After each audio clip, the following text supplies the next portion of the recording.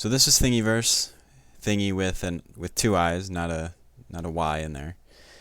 And this is really just where you can search different things. It's kind of fun things like whatever this is, or this Iron Man helmet, although I don't think any of us have a 3D printer big enough for that.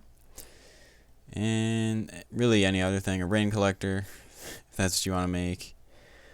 Or you can, there are some files for, oh, there's my GrabCAD upload, it's completed.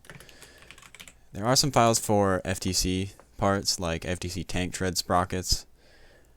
So really, you just look around for what you need, and chances are it could be here. These are all files designed for 3D printing, so it's a lot more, obviously 3D printer friendly.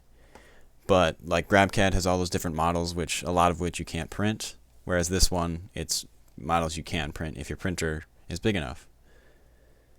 If you're looking for a 3D printer, I recommend the Ender 3 because it's a cheap option. I'd go for Ender 3 Pro because for $30 more, it's a little quieter and there's some upgrades that make a bit of a difference, but you can definitely spend a little bit of money and upgrade your standard Ender 3 to make it just as good or better. So that's it for this episode. In the next episode, we'll probably cover some part file aspects like more complex sketches and extrusions and like a revolve tool.